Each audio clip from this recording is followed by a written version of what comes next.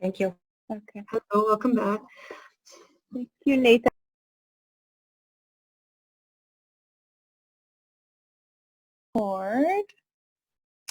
Yesterday, we didn't realize that the session leaders could record the breakout room, so we didn't get a chance to record these yesterday, but so they'll be recorded today and tomorrow. So if you did want to attend another session as well, you can look up the breakout rooms for today and tomorrow. I think we were anticipating about 6 or 7, so this might be the full group. Again, my name is Katie Wheelock, and I'm in Arlington Public Schools in Arlington, Virginia, and I'm teaching high schoolers. So in general, I don't really get too bothered or upset by things. I like to find solutions to problems, and I'm the world language chair at my high school, so I'm used to helping our distance learning teachers and all the Spanish teachers, and there's 2 of us who teach French, and you know, I like getting things done. But last Thursday, boy, I had a giant meltdown. I could not do anything. It was a lot of tears all day long, and I don't remember the last time I cried unless it was at a funeral. So I just realized that I wasn't taking care of myself at all, that I was sitting in front of my screen for 10 hours a day, trying to get all the work done, answering all the emails, helping other people, and then jumping up and trying to make dinner for the family. You know, the house is a disaster. So all those things started to weigh on me, and I realized that until I kind of got control of myself, I was not going to be able to do my best for my students or my colleagues. So when Catherine asked me if I wanted to help out with this today, I thought this might be a good opportunity for me to kind of look into what we could be doing for self-help to, you know, take care of ourselves during this time, because we have to remember why we're here at home. And I know some of you are dealing with it more intimately than I am, but there's a bad virus out there that's killing people. And so the happier and healthier I think we are, the better equipped we are to fight any issues that might come our way as well. I'm going to share my screen. Some of the things I'm sharing are embedded in the presentation link that was already shared with you, but for now we'll just look at a couple of things. And I'm going to show you a couple of things now. Let me set my timer so I don't talk too much. I'll try to go through these things in about 12 minutes or so, and then I'd really like to hear from you things that are working for you, things that you've started doing or you've always been doing that you think might be helpful for the rest of us, and then maybe some areas that you think you could use some help or assistance with. Okay, so in our school system, we're not supposed to use Zoom, so I haven't used it a lot, but I'm going to try here. Okay, share my screen. I'm going to share my desktop. Okay, so in the overall presentation that's been shared with you in the chat, you have to scroll way down. There's some information from Heidi too. If you're interested in doing the tech tools, you could find that information. My slide, I just have one in here on slide 36. I put a picture of myself with my eyes closed, because that's kind of how I was feeling, a little bit lost and confused and maybe a little bit silly. So self-care and flexibility. I think to me, self-care is like really taking care of myself, and flexibility is all the changes that we have to make in terms of how we're teaching, how we're interacting, how we're living our lives. So if you click on this link in the presentation, which you don't have to do right now, I'm going to show it to you here. I prepared a Padlet for you. So since we're a small group and I think you can all see each other, have you used a Padlet before? Thumbs up, or no, you haven't? No. Okay, so Padlet, you just go to padlet.com. You can see up at the top, you can create a free account. You can have 6 Padlets up at a time. And a Padlet is like a virtual bulletin board. So if you imagine in your classroom, you have a bulletin board and you put posters and things up. These are like little posters, but they're also potentially links to other things on the internet. If you go to a training and people provide those giant white sticky sheets that you can put on a board, and people put like comments on a Post-it and questions for the trainer or whatever. this is a little bit like that too. So you could think of it either as a bulletin board with your posters that take you to new places, or you could think of it as a Post-it note with some information on it. So in yesterday's session, somebody was, these three were suggestions from the participants. You know, having everything in one place really helps, because if it's spread out throughout the house, you waste a lot of time looking for it. Giving yourself and your students more time to get the work done. What we think will take 30 minutes might take 45 or an hour for our students. Same thing for us. So we have to give ourselves, you know, a little bit of a break and assume it's, you know, we can't get everything done as quickly as we would before. One of our participants said, you got to get out and walk every day. I think all of our states are still allowing us to leave for exercise. And that seems a little bit scary sometimes too, whether you need to do it with a mask, staying away from other people. But I think, you know, we know that getting the blood moving and flowing is important for our brains. And so getting out and getting some exercise every day is useful. So next I wanted to go into a couple of the things that I just thought might inspire me, because I've been feeling a little bit unorganized. This one here, I'll click on it down here, flattening the curves. It was actually one of my Spanish teacher colleagues who created this for herself, and she shared it with our department. I said, can I use this, please? Because I thought I really needed this kind of focus and inspiration. So, and of course, this is called flattening the curves. So it's more geared towards your self-help and well-being, not the curve of the coronavirus. It's maybe, you know, so you don't get a Corona 15 while you're at home. So a lot of it is based a little bit more on fitness, but there are things embedded in terms of like lesson plans. So I love, like, I think it was the Thursday one. I was like, oh, that's a good idea. So a little workout in the morning, work on your lessons for maybe many of us teach, you know, French 1, French 2, French 3, French 4, French 5. So we have to kind of budget that out. So maybe one of our preps, go for a 15-minute walk every hour of your day until you finish your work day. Sometimes I think I got to power it all through, but maybe if I got up and took a 15-minute walk or even a 5-minute walk, get the blood flowing and give myself a break would be really important. So anyhow, some of these are a little bit cheesy. Some of them are just straightforward, but I'm kind of a rule follower, and if I have a list of things to do, then I like to do it and check it off. So that's one. Going back to the Padlet 2, I have a French one and I have an English one, 30-day decluttering challenge. Sometimes I find I'm so much more productive the day after I do a major cleaning in my house, or I clean one room in my house and get everything under control. So I have one for you in English, but I thought it'd be fun to have one in French. This one, I don't love this website. I was looking for a different one that might be better. It takes a little bit to load in, and then there are a lot of pop-ups. So I wouldn't necessarily recommend clicking on a lot of things, but there's a list here, a little calendar you could screenshot, and then they have a list of 30, you know, spring cleaning type things.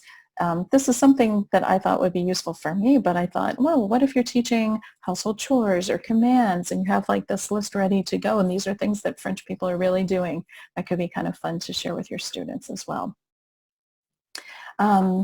When we first closed, we weren't sure exactly what our learning schedule would look like, so I tried to give my students a lot of choice in the activities they did, and on the second day, I tried to give them some meditation and reflection activities to do.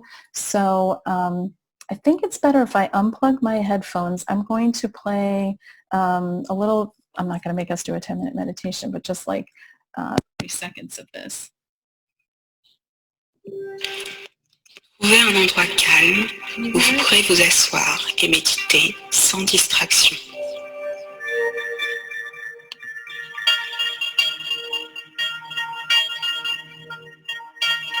Pas de télévision, pas de téléphone. Restez avec vous-même. So I shared that one with my students. 50% of them that did the work said they loved it, and 50% said it was too woo-woo for them.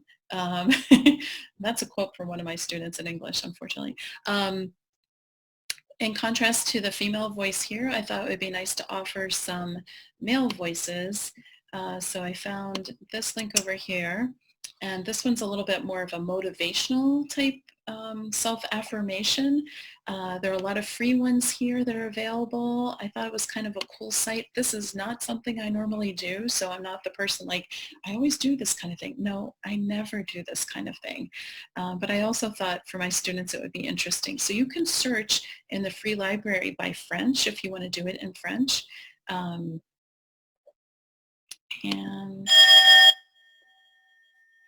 Méditation, confiance en soi et motivation. Pour commencer cette méditation, prenez une position confortable, assise ou couchée.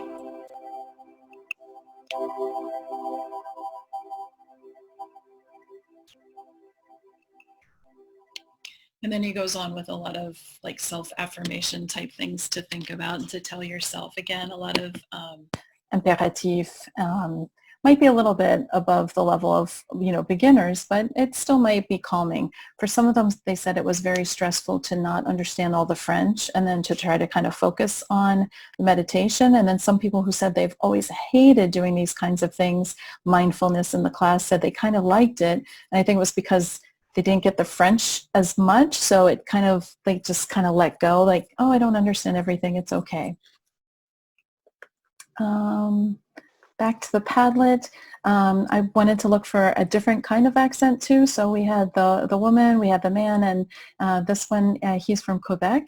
And he had two. One is kind of just letting go, and one getting rid of your negative thoughts. He has a whole channel of all kinds of videos that that you could listen to if you wanted. Same kind of sound, I think. Comment lâcher prise? Avant que je m'exprime et que je te partage les techniques que j'utilise pour pleinement accepter quelque chose que je ne peux pas contrôler, je tiens à le préciser. Lâcher prise est utile sur les choses que tu ne peux pas contrôler, les choses que tu peux influencer par le biais de tes propres actions et de tes propres pensées. I do have to say I found all of his I found two videos that I thought were interesting, and I know, some people feel a little uncomfortable with meditation because sometimes it's linked to religion. So, I listened to these and didn't find them to be controversial or anything. But then when I went back a few weeks later, I noticed he had done one on the coronavirus and its effects on the environment, or, positive effects. And I felt like that one maybe the way he stated things sounded a little bit more potentially controversial. So if you do use his other videos, I obviously recommend you watch them first. The last one I wanted to share with you, and let me just double check on my time. Good. I have 1.5 minutes left, and then I want to hear what you all have to say. This one also was adapted from one of my colleagues, a Spanish teacher, but I went in and made some changes here and there that added in French things. So again, I would feel overwhelmed if somebody told me do all 25 of these in the next 25 days. But I thought it might be something that you could dive in and do one or two things. It was a little bit female-centric, I felt, on some of these, so I did edit a few of them. And I did add in a couple of things that are in French. The formatting looks a little bit better when you click on it through the presentation than here. But I thought it was maybe some ways for us to think about how to take care of ourselves, and also kind of a choice board. Some of us are looking into choice boards that we're going to offer our students for work. And maybe you could shrink some of these down into ideas for your students too.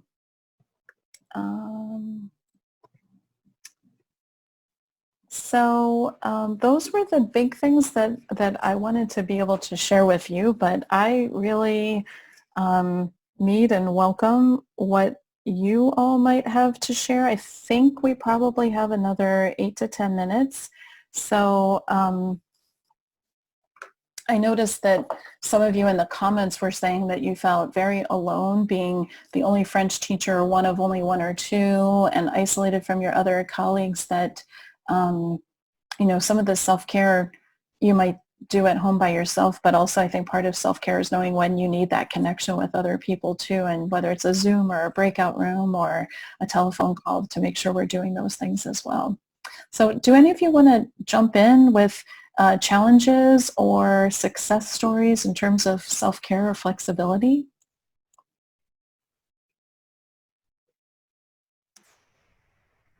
Yeah, I don't. Yeah, go ahead.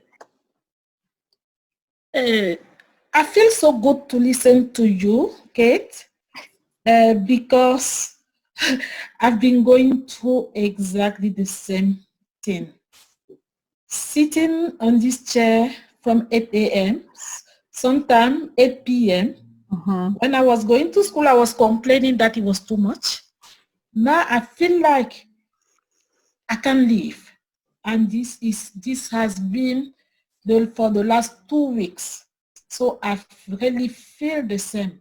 And what you just shared to me is very powerful, because I already started looking on my phone, the meditation link. I really need it. And I will also share with my colleague, because I know that we are all going through this very difficult time. We want to do everything. We have parents, we have students, we are learning to teach online. We are collecting resources everywhere, and sometimes we are overwhelmed.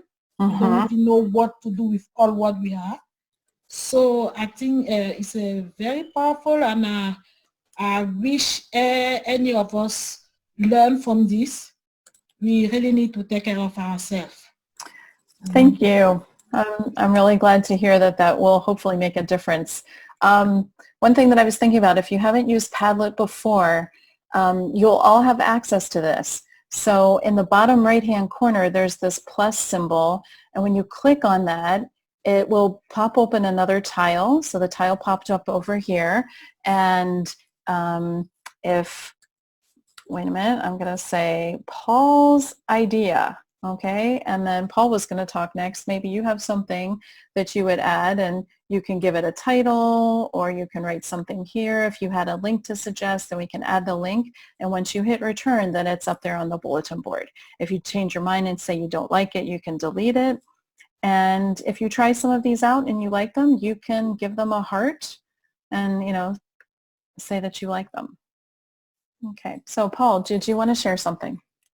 Well, I'm not so much about self-care. For me, the problem that I have is how to use all this technology, because I'm really averse to the whole thing.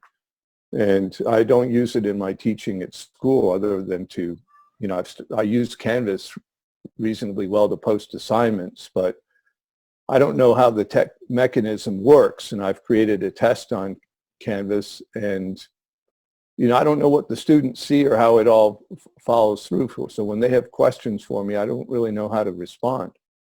And so I'm using a platform called Yabla, and this is language right now to give kids stuff to do, because it provides immediate feedback. But I'm, you know, quite uncomfortable with the whole thing. You know, I don't know how much participation I'm getting, and I haven't seen any of my students since we left school. Swanson's not giving us the time to meet. So you have to just throw a meeting out, but I don't know how to use Teams. You know, I don't know how to use this technology, so that's my big problem.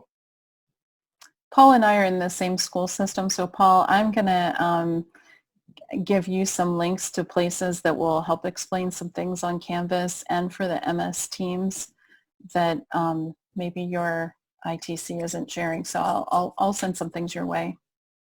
Appreciate it. Yeah. I can't see your names. If the other two women would like to share anything, I'd love to hear from you. Hi, I'm Kate. I think the biggest thing for me is just trying, in terms of technology and other things, just trying to be kind to yourself. Like, I was doing a synchronous class today and had a Kahoot ready to go, and it had worked with a section I had this morning, and then it just wouldn't load for this afternoon. And so that happens in class too, but for some reason when you're online, I get tighter about it in terms of that pivot. And I think that I came for the flexibility word, I think, because I just trying to breathe through it and just be like, okay, that bombed and we're moving on. And just kind of modeling that, I think, for the students too, because they're getting frustrated with the technology. And then I think also the biggest thing I've tried to do, aside from the meditation, is to walk away from screens, because I think I'm learning that a lot of my normal decompressing is still screen-based. It's still Netflix, or it's still on my phone, and I'm reading on my phone. And so like I've gone to the bookshelf and I'm picking up and rereading paper books that I, haven't read in a number of years, because I think just getting away from the blue light has been important in this whole process. That's interesting you say that, because normally during a regular day and, do my school stuff, I'm not on the computer all day long. I'm walking around, without trying to get any steps. I get 6,000 or 7,000 steps a day just walking around my classroom, from the car to the building, into my house, etc. Watch a show or two in the evening maybe, and even get on my phone right before bed. No problem sleeping, right? None at all. But now, all of a sudden, I go to bed. I can maybe fall asleep right away, but I'm waking up 6, 7 times throughout the night. And I don't know, maybe it's because of all the blue screen. That's so much more screen time for me. And using, I hadn't really thought about that, but, picked up some new Netflix series and thinking like, okay, this is going to decompress me, but it's more screen time. And maybe it needs to be more movement or more books, in your hand. That's a good idea. I like your meditation idea. I haven't done one yet, and part of why I also volunteered to do this is because I really believe that it will be important for me. And I thought if I lead this session, then I have to follow through and try some of these things out myself. So, as a teacher, I love finding resources and putting them together, but sometimes I think I need it too. Yeah. Our other participant, I'm sorry, I can't see your name right now. Hi, my name is Elizabeth. We actually met during the first breakout session. Mm-hmm. Kate, I was going to say the same thing. The screens are killing me. My eyes are hurting, and I'm getting more headaches. Mm. And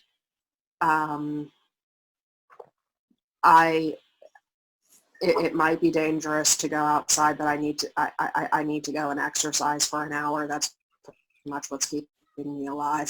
Mm-hmm.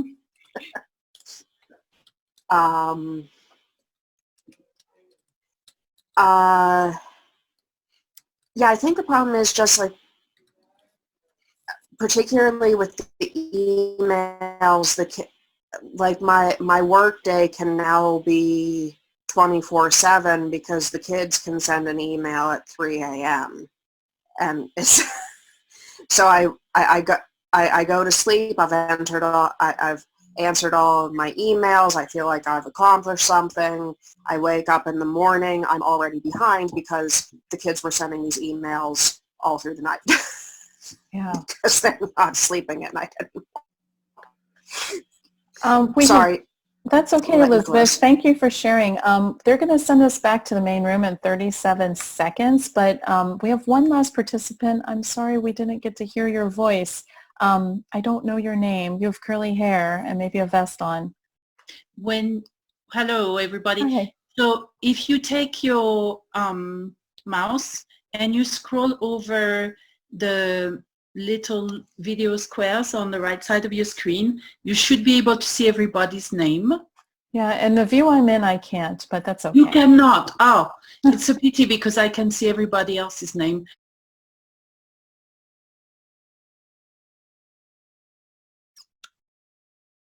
Our portfolios. So I'm going to just share my screen here, and I've got some resources for you, and we will take it from there. Let's see, I'm sorry, I'm like clicking too many windows here. It's a problem with Zoom as you get A lot of things going on here.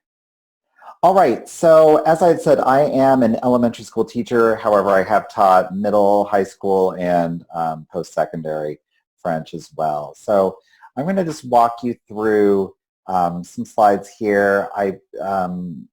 Catherine will send this out, or I think she has already, so you can click the links to look at some other resources that I've hyperlinked here. Okay, whoops. This is not cooperating too well. My apologies, everyone. All right, can you see a screen that's black with green letters on it? Mm-hmm. Yes? Okay, excellent. Very good. All right. So this is a presentation that I've done several times. It's got some older references in it, so I need to clean that up. But, you know, technology changes so much. But back when I decided to start doing digital portfolios, gosh, over 10 years ago, it was really as a way to help show students, but also their parents, what they were capable of. And it really rose out of a concern that a parent came to me and said, you know, Monsieur Lutz, my daughter has been taking French for, you know, 3-4 years, and she comes home and we tell her to speak French and she doesn't know how to speak French. We don't know how she's not learning anything in your class, even though you say on her report cards she's doing well. She's been doing French for 3 or 4 years. And so I would always say, well, what is your task that you're putting before her to ask her to produce this French? And they say, well, we just tell her to speak French. And I always sort of get a chuckle out of it because I myself had parents that did that to me when I was in school. And I usually always said something sassy because they weren't giving me a real life task to do. If you said, oh, could you please describe your best friend or tell me what you ate for breakfast, those are concrete tasks that they're able to do. So I decided making these to make these digital portfolios so parents could hear their own children speaking French in a meaningful way and not, you know, try saying that I was a bad teacher because the kid didn't speak French on command. So I like portfolios because they're purposeful collections of student work. And I'm talking like outside of the pandemic. I love them for this purpose. And that they're great for presenting an array of performance of student work. I love that you can incorporate an element of self-reflection where students can look back on their work and say, oh, I really like this aspect of it, or this part wasn't so great, next time I can do better. And that you can use those self-reflections as goal setting, where a student can say, you know, I want to be able to do this. And you know what's really great for goal setting? ACTFL and Necessful's can-do statements. They are fabulous. Even with my youngest learners in first grade, at the beginning of every unit, we look at can-do statements that I've developed for that unit where the students go through and look at what I'm intending for them to get out of this unit, and they rate themselves. I can do this on my own, I can do this with help, or I can't do it yet, but I'm going to work on this. And I love that that helps propel their learning. It's like looking at all of your learning targets for the unit up front and helps students really get some ownership of their learning and to really take charge. And then the other thing about portfolios that I like is that they can be used by a variety of people. They're mostly for the students, 100% for the students, but it also helps us as teachers to be able to look at their performance. Department chairs, or principals, and even parents. Like I said, you know, I really enjoyed being able to show my parents and say, look, this is what Chloe can do. You know, she can speak French, so quit saying she can't. I don't like that. And obviously a digital format is so much easier nowadays in 2020 than they were, you know, a decade ago when I first started doing this. But the reason why I like the digital format is because it allows for a rich variety of media. It could be photos, it could be videos, it could be audio recordings. It has so much potential. And it helps address storage issues. I think back to one of my first teaching jobs. my school did such a great thing. It was a pre-K through 12 school, and every student had a writing portfolio that traveled with them from kindergarten all the way to 12th grade. And so it really showed a lot of growth in what the students were able to do as far as their writing goes. But you can imagine something that was added to for over 13 years, it got to be pretty big, and it took up a lot of room. And the English teachers had this burden of these big chunky binders that they had to store and pass along to the next year's English teacher. The thing that I like about the digital portfolios also is that they're enduring, that they last, and they're green. We're not wasting any paper with that necessarily.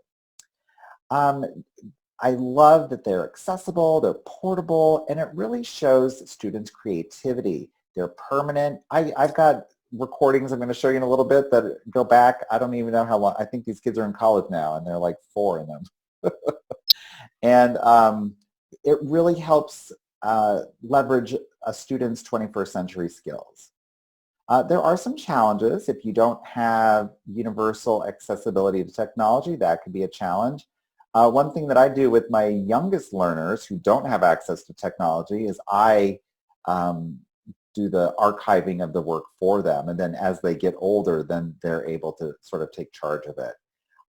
You really have to bear in mind the level of the teacher's technical skill, and I will tell you, this pandemic has really shined a light on that. I ran a meeting the other day, and it was really challenging to help bring the whole faculty along because we weren't there to look over their shoulder and say, click this. And, you know, trying to train somebody on a technology tool via technology and distance is really challenging. And yes, we do have the challenge of the level of student technical skill as well. They keep calling them these digital natives, but guess what? They don't know how to do everything on a computer. Sometimes this old guy can do better than them because they know how to do what they want to do. So yes, they can make TikToks, but they may not be able to upload something onto Google Classroom. That is 100% true. And then time is a challenge. Time is a challenge with everything, of course. And then cost, you know, is the platform that you're using associated with any sort of cost? And I'll show you some free things that you can do. So cost isn't a concern. So when I think about the portfolio, I think about the phases of creation. As a teacher, I always have to start off with, like, what are my needs?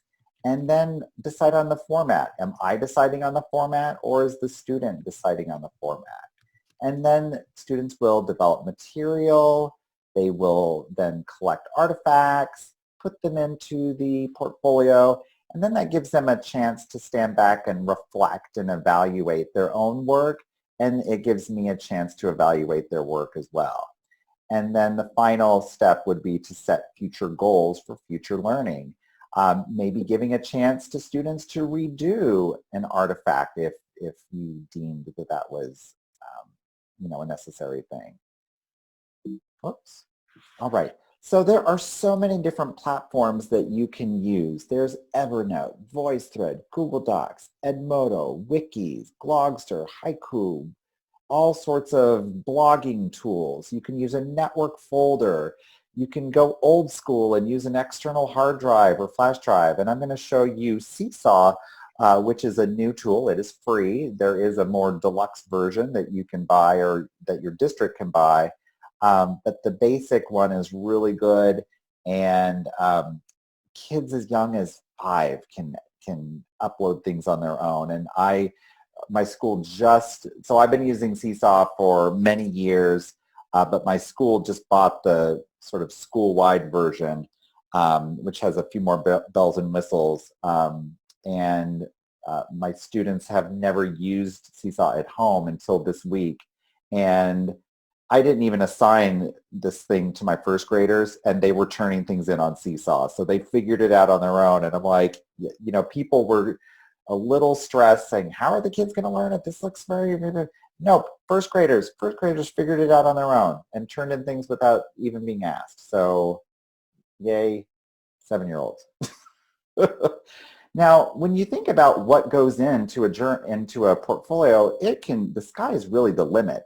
You can have students write, you can have them draw, you can have them put photos, they can make cartoons, they could draw cartoons, or they could do a digital one on the computer. Voice recordings, I practically always have some sort of a voice recording. Some students don't like to have a video of them, but I say a must-have is that I have to have you speaking about your item or reading what you've written, because I want to hear them speaking and to have them have that extra practice of speaking aloud. It could be monologues they've written or dialogues if they've got another person with them. It could be extemporaneous speaking. Videos could be skits, interviews, or just them talking. You could put in PowerPoints or slideshows, websites they've created, whatever you're doing in your regular classroom, think of ways that that could translate into going into the portfolio. And then there's so many different ways that they can create artifacts. In this time of emergency distance learning, I don't think I would introduce a lot of new things. That's really been the message from our tech department.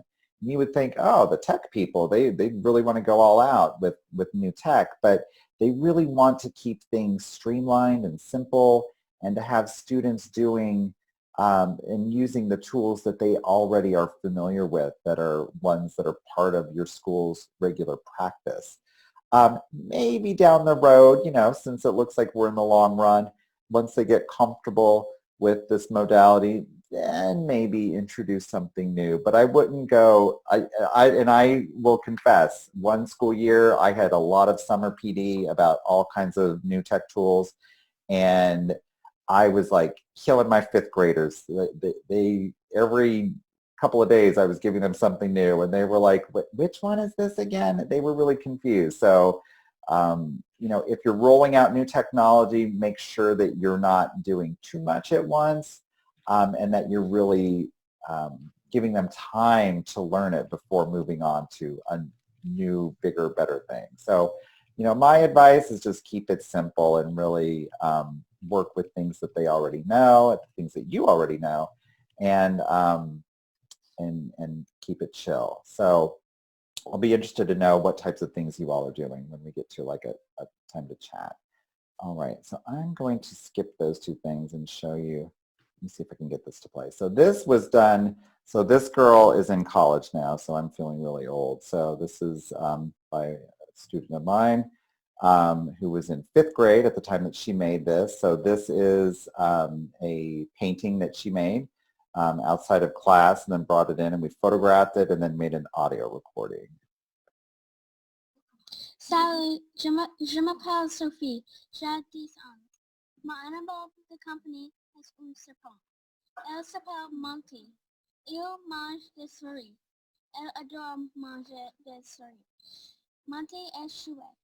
Il n'est pas méchant. Elle est super. All right, so you get the point of that there. All right, so here's another example of a 5th grader who did a drawing and did a recording. It's kind of low though. Salut, je m'appelle Marie. J'aime écrire. Notre livre préféré s'appelle Mie. Elle a les yeux bleus et blancs. All right, so there's that example. So here's an example from a 1st grade portfolio item. It wasn't really such a creative item per se. It was more just like a regular assignment. But the student had to take this home and interpret the pictures, read them aloud, and then send it in. And this is from the dad who said that his kids couldn't speak French. So I had the older sister who was in 3rd grade do something, and just for a bonus, I had the 1st grade little brother do this.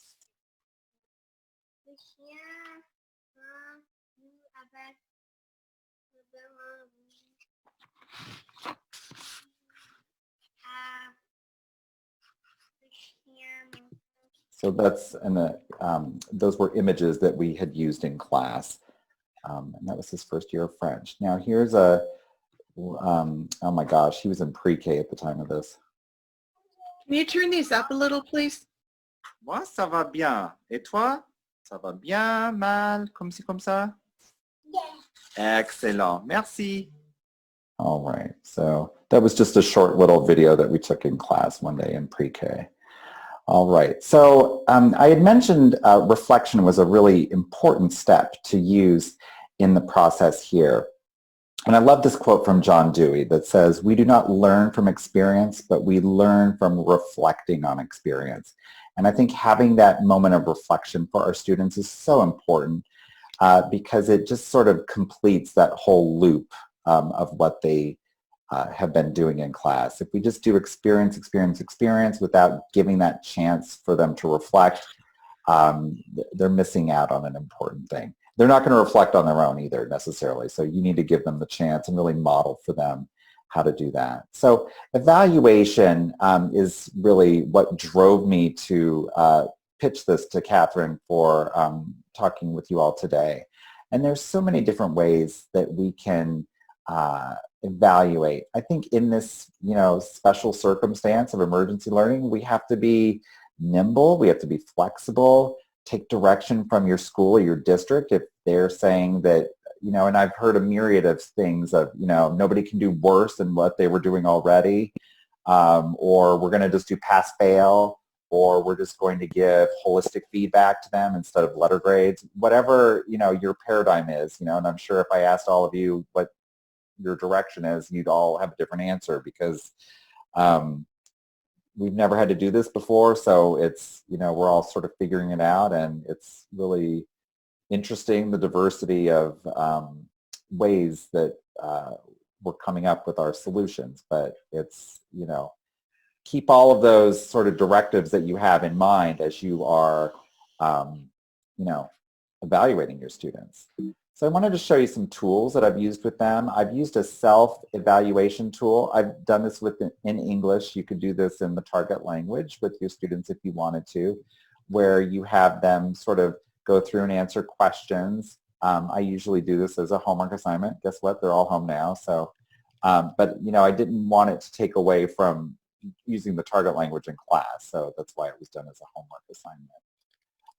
Then I have an evaluation done by the teacher, and I've got two sort of simple rubrics here. One that's written for speaking components and one for written components. And then I have a self-evaluation done at the end of the year where the students look back at all the different artifacts they've placed in the portfolio that they've done.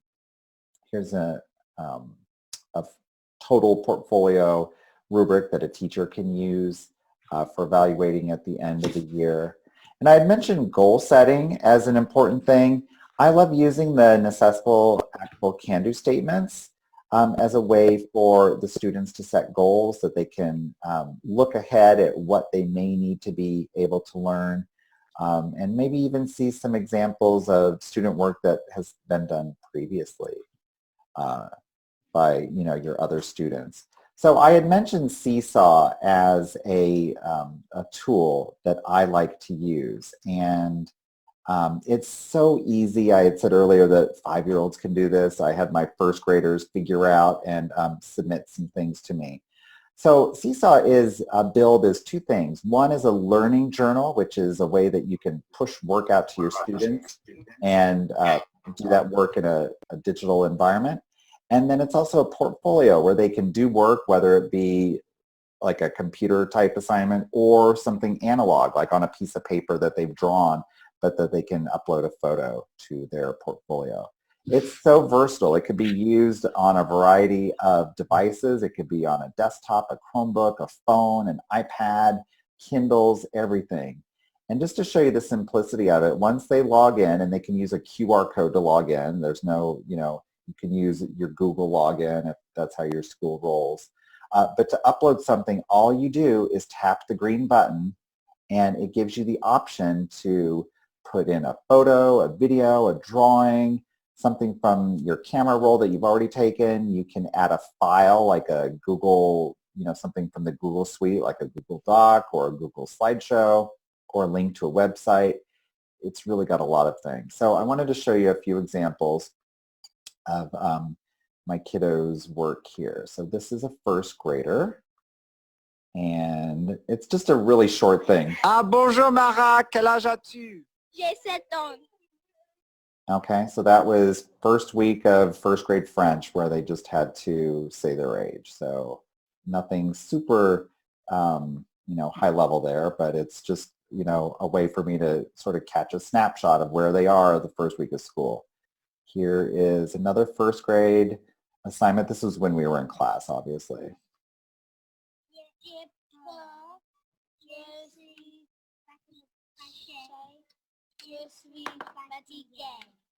Great. So that's just like maybe 3 months into the school year with first graders.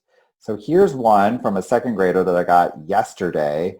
The first remote learning assignment turned in. I was super excited that she did this.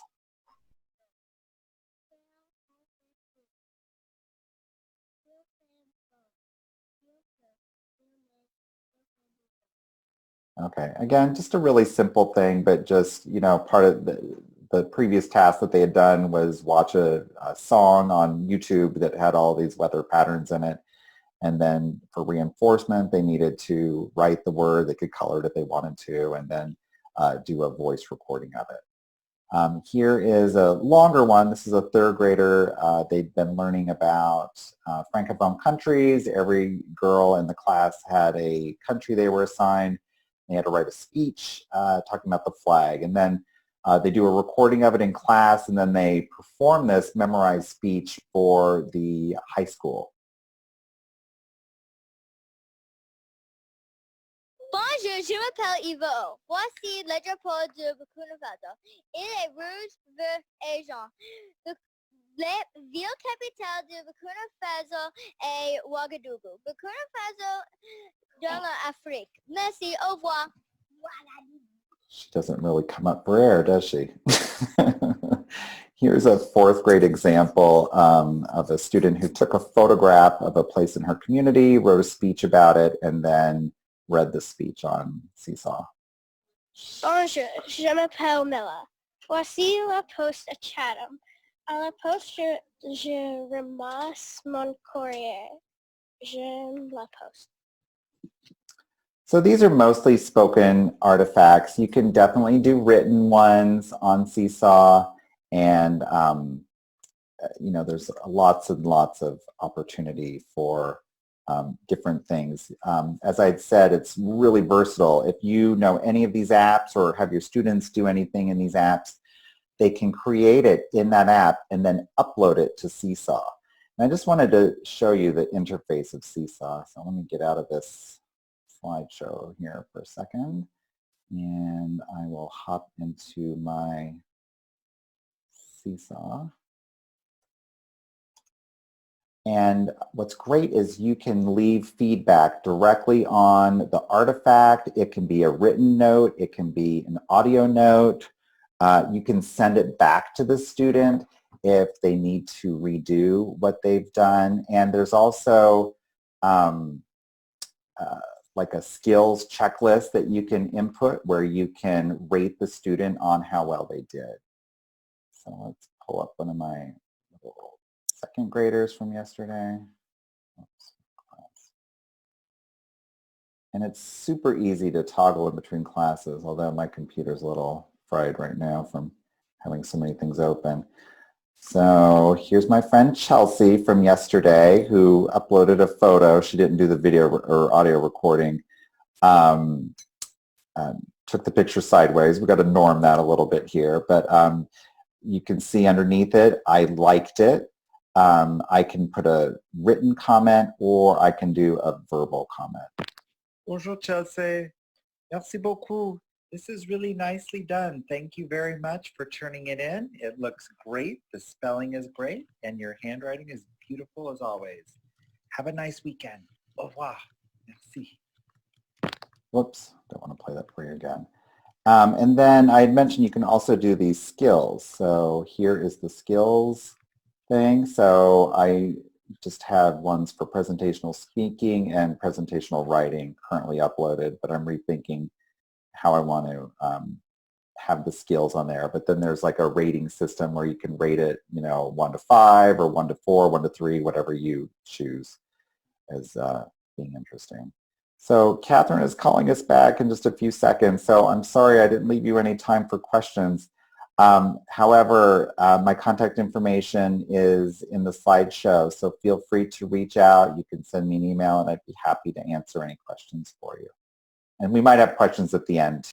Ooh, that's a lot. All of a sudden, pop, pop, pop. Here we are.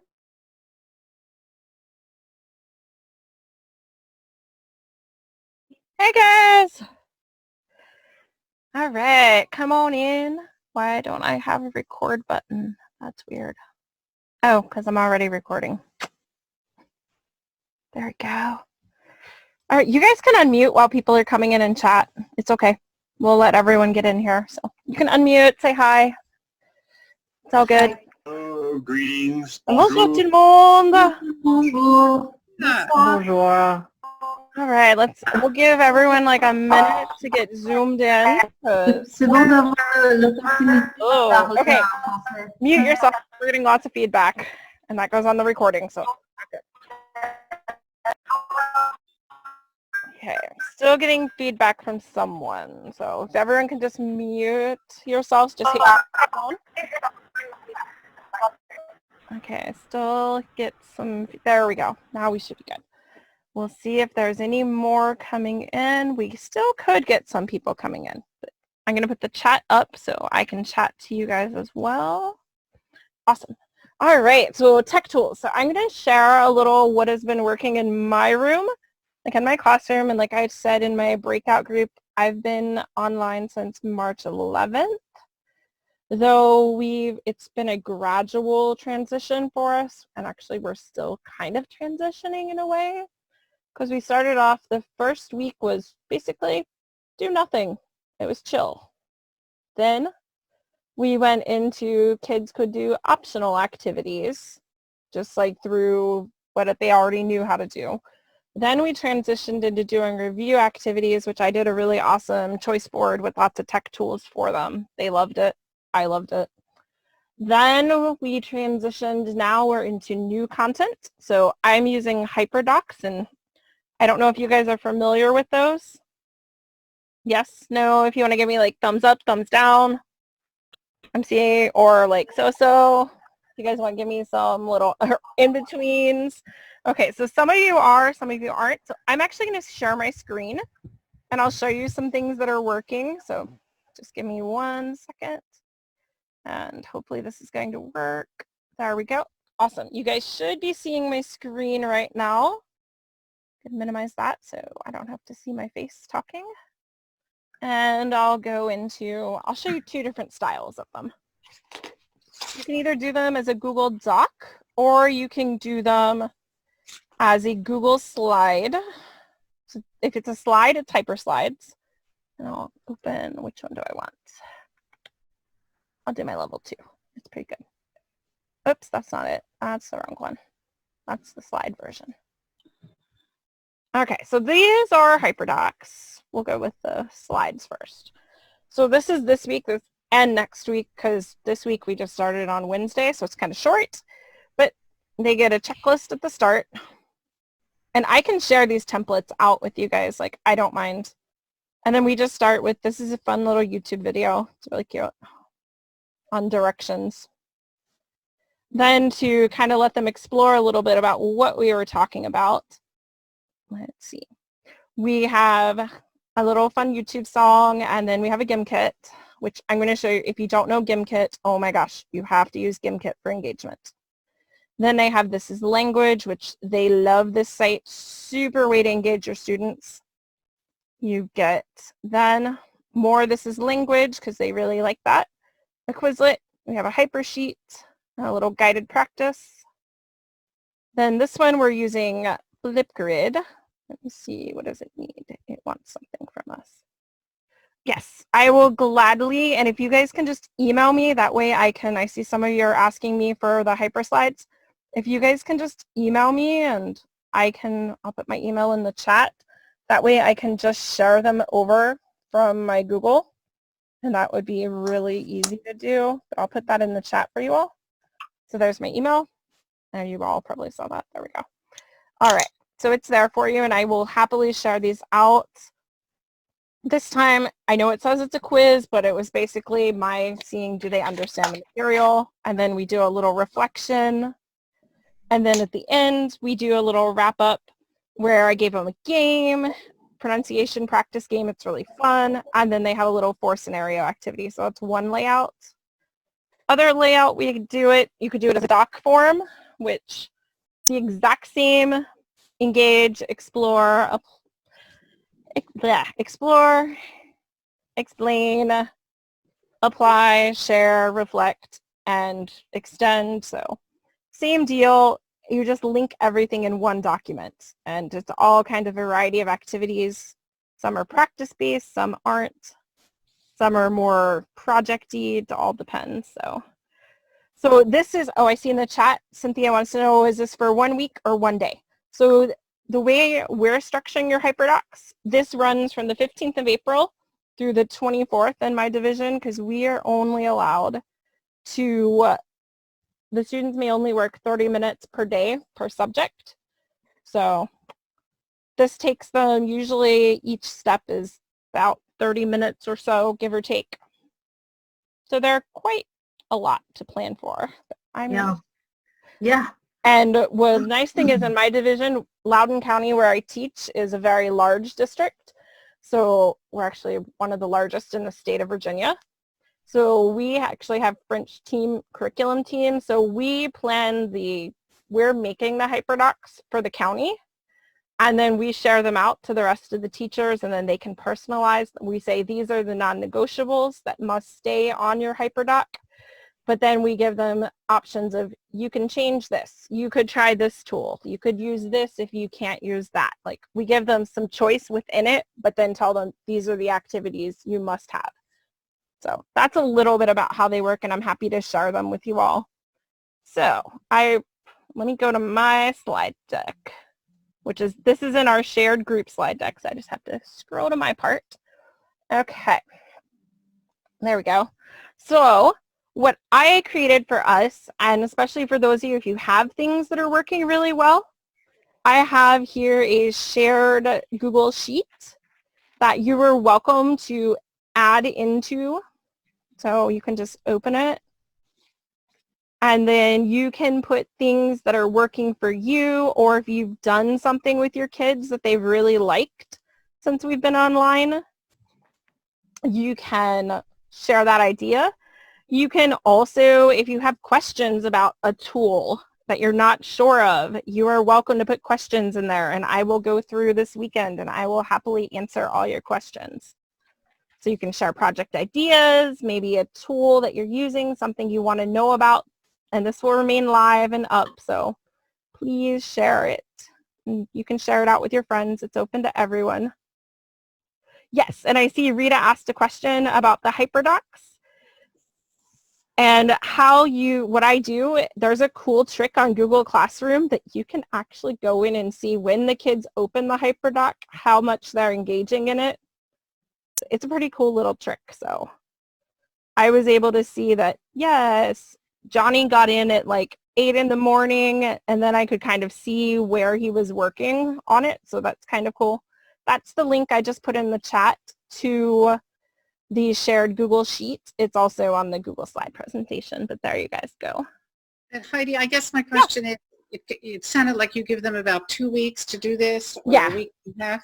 So do you go in and, give them some feedback? Yeah, every day I'm in there. Literally, I get up, my day starts at 8 a.m.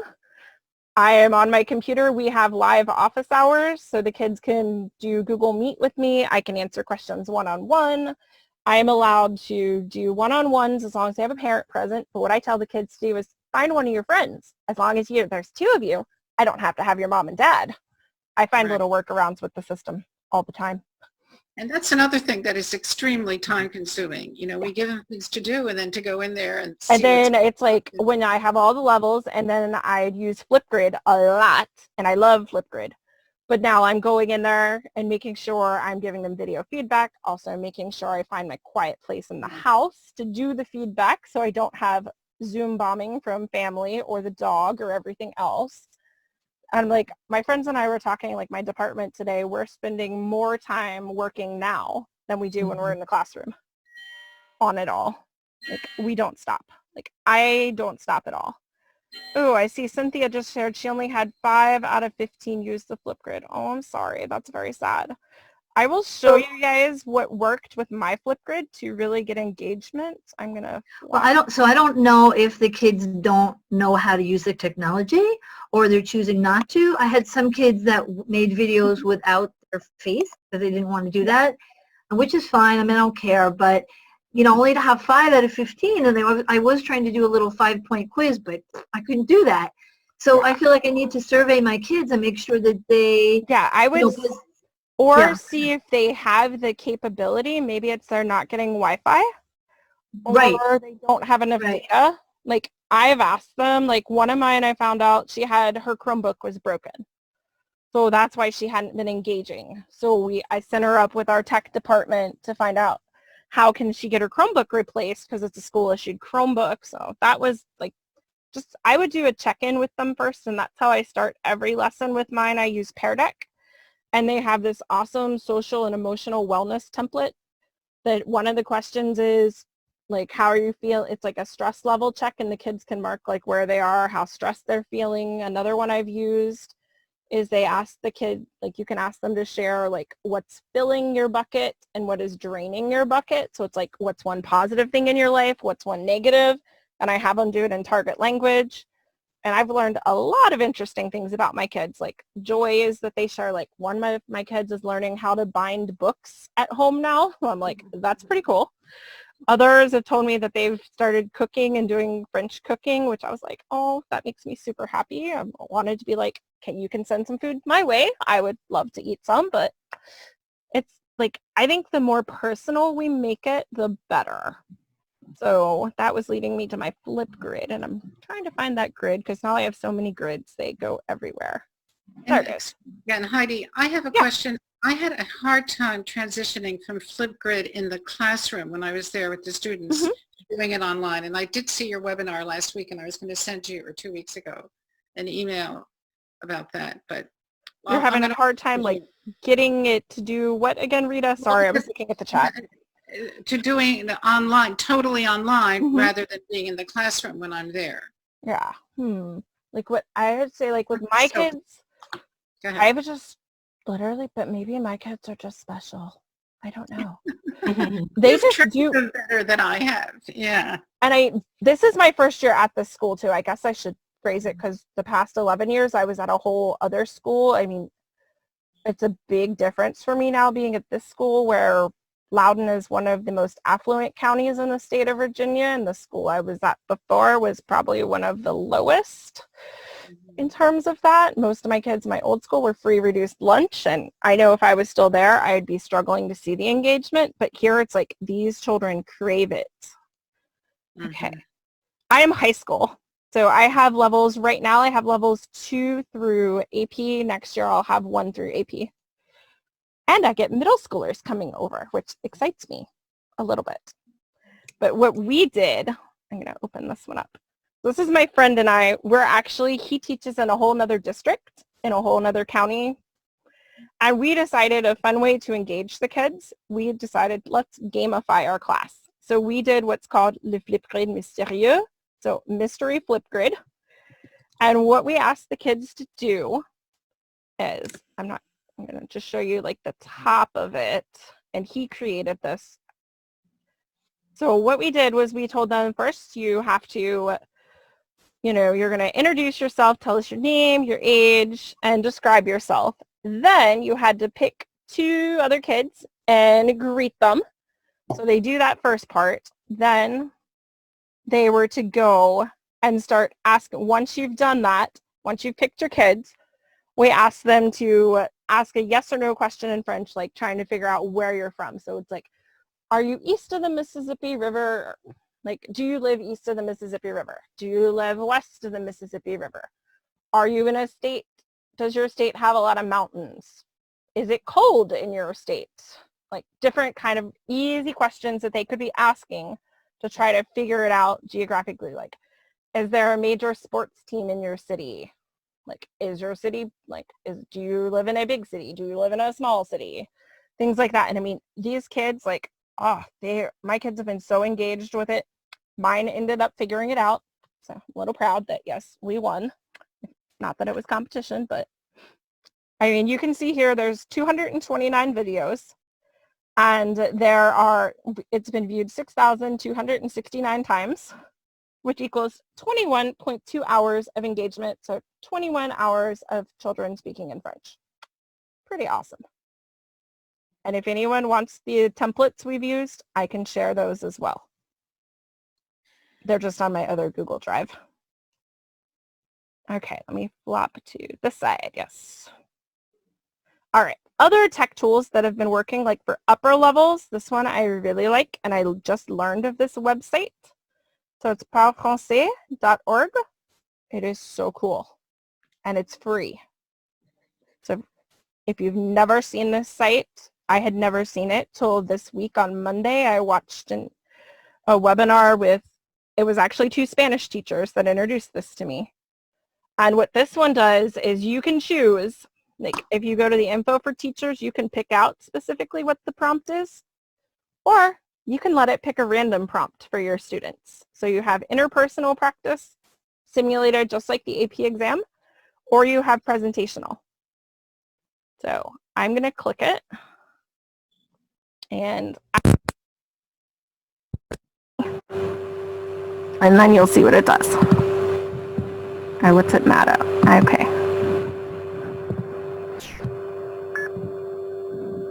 Yes. You will now begin this task. Vous allez maintenant commencer cette tâche. You have 1 minute to read the preview. Vous aurez 1 minute pour lire l'introduction. And then it'll give you the minute, then it comes on and conversation happens. I mean, it is just like the conversation on AP. It's awesome. I'm not going to make it play the whole thing though. Go away. So that's one tool that I really like, and it does the same thing with the presentational speaking, so really nice there. Other one that I like a lot, I've found free guided reading. So reading for the kids, completely free, no account needed. I mean, you can create a login and sign up, but you can get them for free without signing in. And I just tell the kids, send me a screenshot. So I can tell them which one I want. I can send it to them. If you have students who don't have online access, there's a PDF, though I will caution you, the answers are right at the bottom on the PDF. So if you do download the PDF, if you can edit it and kind of mark out the answers, that would be a good idea. But right now, let's see, we are doing, I'll just do this one so you get an idea what it looks like. So you have your reading here. And then, sorry, there's an ad, but since it's free, there's ads. And then over here, you get your questions, and then the kids can submit their answers. And I just tell them at the end, screenshot your response, like your answers to me, and then that counts as their credit for the activity. But I like it because it's leveled as well. And they have vocab practice too, if you want that. Right. Heidi, I'm sorry. So they do it on their own, but then of course it doesn't get submitted anywhere because you don't, right? I don't make them log in and do an account, because in my district, if we have them create accounts for certain things and it's not in our district's tech catalog, right, we have to do, if it's not approved, then you can't use it at all. And I'm like, I don't want to go through the whole process of making them approve an app right now. So we're just using the free version and being like, here, read this. You can submit your answers, and then you can just take a picture with your phone and you upload it onto Google. That's the easiest. Okay, but they're not submitting anything verbally or? No, not on the reading. They don't do any speaking. Okay, let me see. Okay. Heidi, can I say something about the PDFs? Yeah. So one way I used to, my kids had like workbook pages that I had digitally that I used to print out for them, but now that they can't hand them in anymore, I use Cami. Yeah, that's one option. And then I've come up with another workaround too. For anything that I have that was a worksheet, that I don't want them to have to use like Cami with. Like I've made it so I convert them so they're all pictures. So if it's a PDF, just convert it to JPEG. Then you can actually use Google Slides, set it as the background of your slide deck, change it to 8.5 by 11, and then put text boxes over it. So that's another option to make a worksheet interactive. That's a fun one. Let me see. I'm going to go back to screen sharing. I just wanted, okay, let me check the chat. Okay, Flipgrid for a few minutes. Yes. And actually, if you watch too, I see Carol asked that. If you go back and watch our earlier webinars, we have those in there. Like the whole Flipgrid webinar is recorded, and I've done multiple Flipgrid ones. So I don't want to spend our 4 minutes completely on just Flipgrid because I have some other tools that are new that weren't in the other presentation. So I'm going to show you those. So I'm going to screen share again, my friends. Okay, so that was that one. That was that one. Cool, we did that. I'm going to turn that one off. Turn that one off. Okay. I did talk about this as language in my other one too, but this one, like this is basically, our district has said this is one of our main tools that we're to use right now to track our progress, because I can easily go to my classes. Here they are. That's not my classes. That's my colleagues' classes. My classes, please. There we go. Because I'm our account administrator, so that's why we see everything. And I can go here. We'll pick these guys. And if like we look over here, I can see the date that they were on it because they have assignments they should be working on now. So I should be seeing, like, I can tell who's been on it, who's doing what. If I pick on this one, I can see she was on today or yesterday, whatever day that, oh, that was Wednesday. All the days run together now, but then I can see what she did. I see the score. It gives you all the data you need, like literally everything is there. I love this tool. Do they have their own password and username for that? Yes, they do. And this one is approved by our district. Like, I love this. I mean, you get the videos, which they're all native speakers on the videos. They have, I'll just open one up. I'll open up Harry Potter because that makes me happy. And then you have, like, okay, so it's described friendship between Harry and Ron and Hermione. And then they have the video they can watch. They have a jigsaw activity they can do, a video vocab, a gap fill, and comprehension. So I can choose which of these to assign to them. Sometimes I'll have them do all four. Sometimes I'll say you're doing jigsaw and comprehension. Sometimes I'll say you're going to do video vocab and jigsaw and comprehension. Like, I just decide. And if I had a kid who couldn't get online, I can print it out and email it to them or mail it home. So you have and that. You said this is free, right? Right now it is free during COVID. There's free access. Normally Because it's very expensive. Yabla, like our district uses Yabla, but it's very expensive to buy the solution for Yabla. So we also have Yabla. I prefer this as language to Yabla. Got it. Okay. Yeah. Yabla is, I find it a little bit clunky to use and a little hard to navigate. That's just my opinion. I know some people love it, but I do not love it. Let me see. I'm trying to bring the chat up because I see there's chat questions. Okay. Okay, let me see. Alrighty.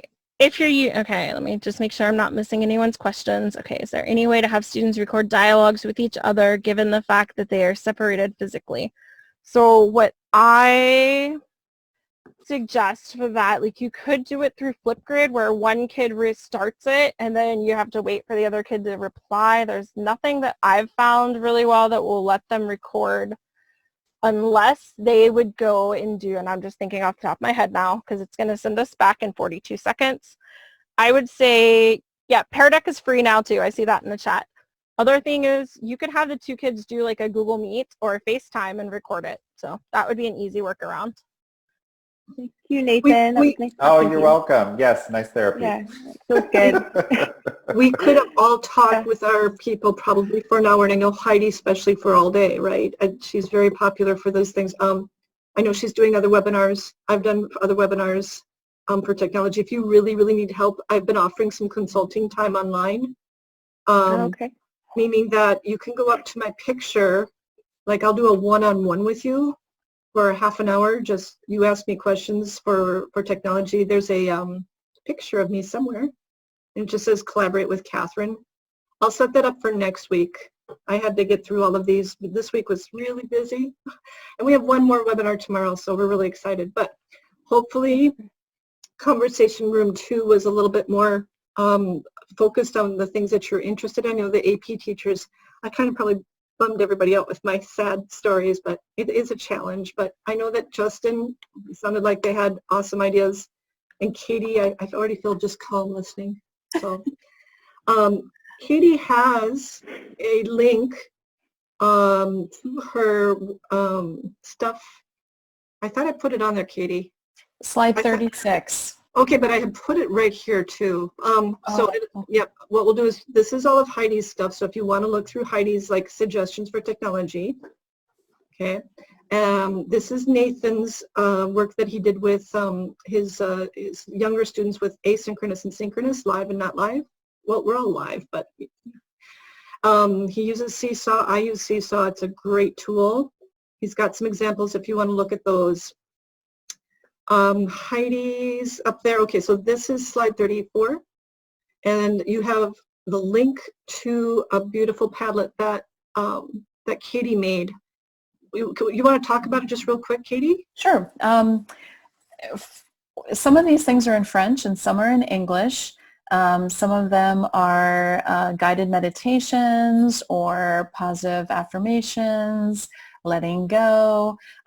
This one over here, flattening the curves, is more fitness focused, but also focusing on during your workday, getting up and moving, doing some good things for yourself. Same thing with the wellness calendar. And then there are two decluttering calendars, one in French and one in English, because I've realized that as my house has gotten a little bit out of control in terms of tidiness, that affects my how effective I am in getting my work done and being able to concentrate and having a good headspace. So for me, that's important too. So there's some things there to share. And then I did create another Padlet for AP sharing. There's nothing on it at all yet. But if people who had the discussion wanted to pop some things on there later, that might be nice. And I'm sure it will all make its way to the Wakelet, right? Yeah, I'm just gonna say, hey, Nathan, you just had to pull up that puppy. Oh my goodness. Okay, so there's Katie's work, and then here's her Padlet. So the next things I'm going to talk to you a little bit about in our last, will take about 10 minutes for me to go through this. This is the AATF curricular and authentic resources. All of our different ways to help you.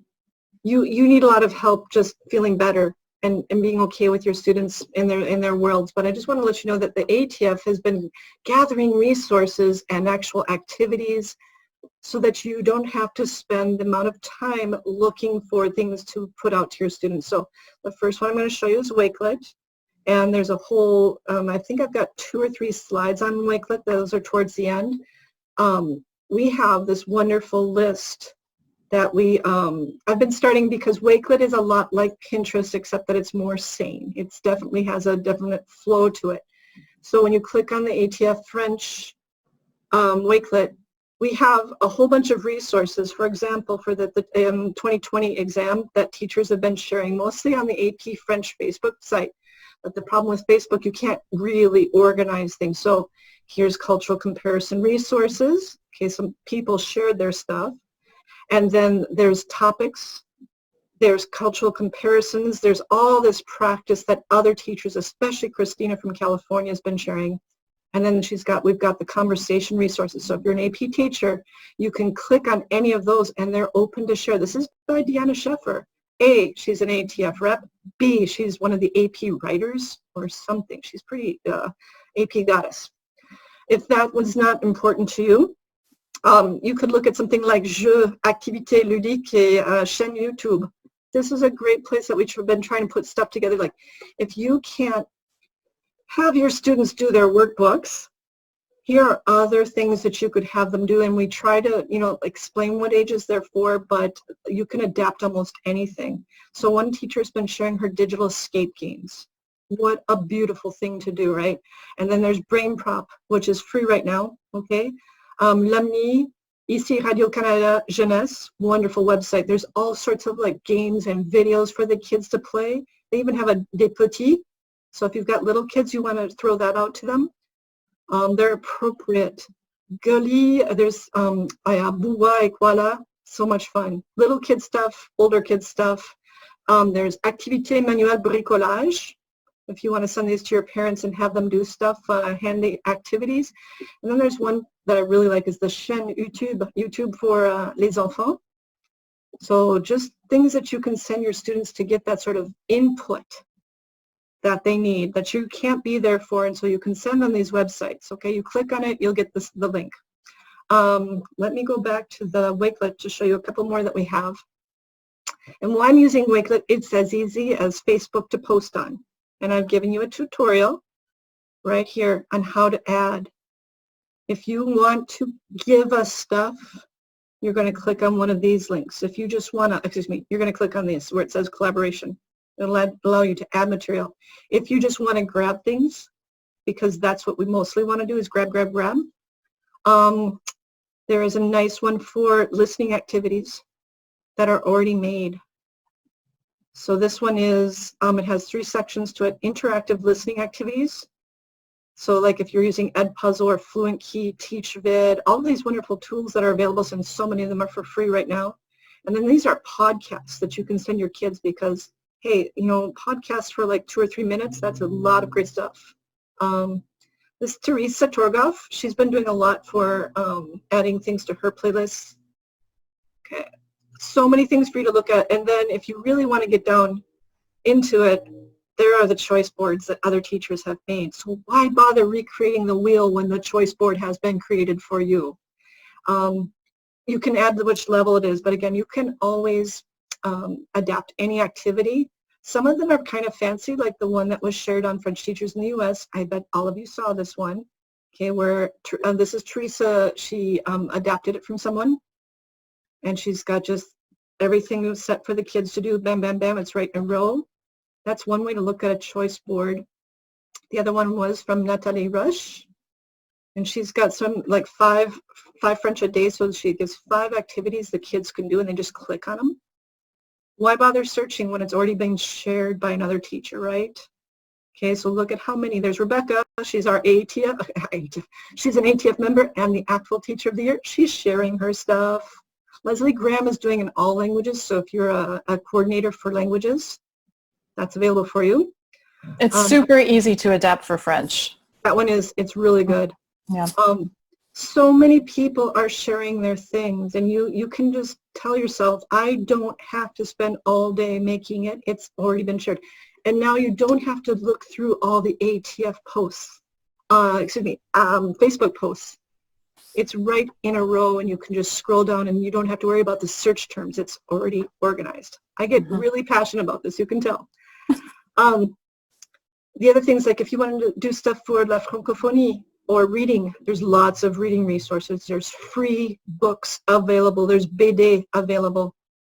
There are so many maisons d'édition that are sharing their magazines and their books out for free for all levels, little kids to big. I put those on there. There's audiobooks, there's PDFs, there's all sorts of stuff for you to look at. Okay, infographie, article, what else is on here? Just look through this. If you can't find it, that's okay, because we also have a Pinterest account that has something like 90 boards, and they're organized thematically. They use the AP themes, but they can be for any. Okay, so here, Animaux du Monde. So this one's really good, the Respectons les animaux. That would be great for little kids. But there's comptine, there's listening activities, there's infographie. This one's kind of sad. You don't want to talk about it right now. The death of an animal, probably not the best topic. Always think about the topic you're going to share. But hey, for next year, there's all sorts of ideas that you can use for kids. Okay? The ATF Pinterest goes on and on and on and on, just like me. Okay, so if it's not in here, some of these have just one thing because I haven't found everything yet, and some of them have 49. If you don't find it, contact us. We'll look around for you. There's one more that I want to show you just directly is the ATF YouTube playlist. It's also organized thematically. There's something like 4,000 videos currently organized. 4,000. Have you watched all those videos, Catherine? Yes, I have. Okay, I've tried to put them in. Like, here's 29 videos all about shopping in the world, in the Francophone world. And I mean all over the world. We're over in Senegal. We're everywhere that you want to be. Okay, so when you look through the playlist and you find a video that you like, you can put it into an ed puzzle. You can do lots of just little like listening activities, quick questions for the kids. Some of them are not quite yet full, but I'm still working on them because I've got a lot of free time. But if you have a video you think that would go into one of these, send it to me. Or if you want to become a contributor, let me know. We also have Google Photos, and that's the last one I'm going to show. The other two you can look at on your own. Google Photos is not like Flickr. I wish it were. Okay, this is a document that I created because Google Photos doesn't let you just show, doesn't let you give a direct link to all of our albums, but you've been looking for pictures for your presentations, and you want copyright free, and you want things that are exactly what you need. Let's take a look at this one, Panneau et affiches francophones. Let's say that you're working on the imperatif. These are teacher-taken photos that are copyright-free from all over the Francophone world. Okay, partez léger, jetez bien vos déchets ici, right? You can use that picture, you can download it, and it's from a teacher who shared it, and their name is usually right there, Kathleen Turner. So you can add pictures from your computer that you've taken in any Francophone country and put them into this album. The other one that I have is Nourriture Francophone. This one's going to be huge. There's a lot of people that are sharing on this one. These first few are from mine. And when it says ATF French, that usually means Catherine, but there's been a lot of people sharing all their food pictures. When you are looking for that exact thing you want, let's see if you go up. There's ones just for Maroc, just for Senegal, just for Canada francophone, Panneau et affiches du Canada. This is so specific. If you went to Google, you probably won't find, oh gosh, there's my favorite, Saint-Hubert. Chicken, the chicken. Yeah, their sauce brune is so good, right? This one is hilarious. Intense little picture, right? There's so much that you can do. So we have been asking teachers, do you have pictures on your computer right now that you are like, hey, what should I do with these? Share them with us. And how do you get there?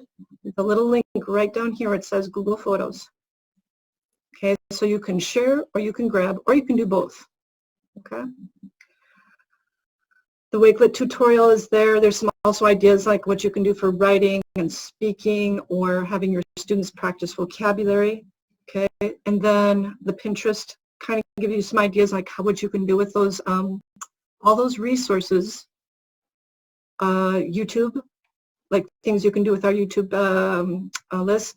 There's Digo, that's for geeks and freaks like me, but also a few of you too. And then if you know about the EF Prof website, that's a great resource if you can handle the web interaction. I'm just going to look at the chat real quick and see if there's any big ones. Yeah, if you've got resources, okay, if you've got things that you're going to share, okay, you don't need to go asking Heidi 50 million times. Her email is up here at the top, right by her picture. It is this slide here. Okay, so all of our contact information is there. And if you want to put some resources directly into this group, we have the shared resources document. That's like slide number 3. When you click on that, and you're putting it in the chat, but once we close the chat, once we close down this, we won't have the chat necessarily. So throw it up here. You can put it in it and add your link, and I'll make sure that those get distributed to everybody. But they're going to be in the document anyway. Okay. I wouldn't create a Facebook group, honestly. No, don't do that. It's so scary right now. Okay. Create a Padlet page. make a Padlet page and have your students, be contributors on that, or join Seesaw. Seesaw is a great way to create Facebook, and you can invite the parents, you can invite the administrators. So I see Nathan shaking his head. He's going, yes. So that's a good Seesaw's thing. Great. It's a very good place to go. The slides have already been shared a few times.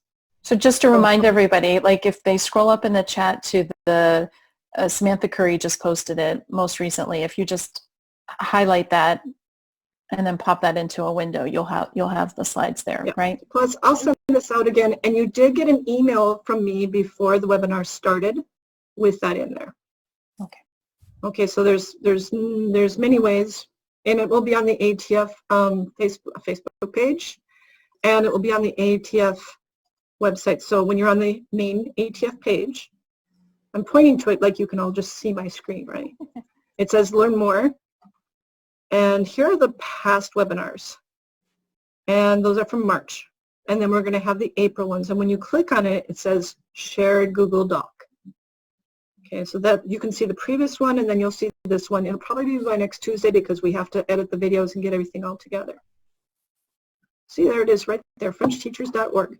Okay, 7 minutes behind, and actually not really behind. We're going to open it up here just for a few more seconds if you have questions, comments, things that you want to ask.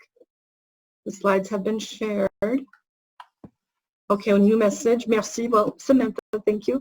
I just want to remind everybody that our presenters today took 2 hours out of their teaching and personal lives. So if you could, I'm going to do this real quick. Hang on, because I want everybody to be able to see. Could you just give them a big hand? Okay. They have given so much, and they're going to do this one more time. They will have done this 6 hours. The ATF leaders and participants and members, you have no idea what it means to me to be a part of this group. I would have been this teacher out in the middle of Mount Vernon, Washington by herself. Now I have a colleague, but before. We need to be together right now. Even more than the Spanish teachers, because we know that their students are going to come back and take Spanish next year, right? We need to make sure that we stick together and provide them like the care and the support we know that they need, and that comes from teachers who have the chance to share in a community that works together. French teachers have always been doing it best. We just know that. And I hope that the ATF has been there to support you. And if not, contact your ATF chapter president or your regional rep or anyone that you know that just needs some support. Send our way, because this was put together within a week. I just looked around and said, it looks like we need to have a talk. And so we will have about 200 teachers that participate when there are 7,000 members. Everybody was clamoring to get in. So I can't thank you enough. I don't feel alone anymore, and definitely more empowered. Anna, thank you so very much. And thank you, Catherine. Well, I noticed on Facebook last night someone said 9 signs that you might be anxious and stressed, and I made 5 of them. 5 out of 9 ain't bad, right? One of them was overworking, and I don't know about you, but I love doing this. This is who I am. I think my teacher side comes out even more when I'm stressed, as you can ask my husband. Teacher mode again? I'm like, yeah, it's the thing. You know that we're on the French Teachers in the U.S. We're on the off-topic page. We're in the AP group. We're in the CI. How many of you are on the CI lift-off type pages? CI, TPRS, all those things. But we do also have an ATF Facebook page, so if you want to join there too. I'm going to wish everybody un bon week-end, but it's kind of been the week-end depuis le 13 mars. Ouais. Pas tout à fait. Pas tout à fait, mais en fait, c'est pas mal. Bon weekend. Bon weekend, and I promise you'll get the links and the recordings and everything by Tuesday. Ça va bien? Oui. À bientôt. Bye bye. Merci. Merci. À bien. Au revoir. Merci bien.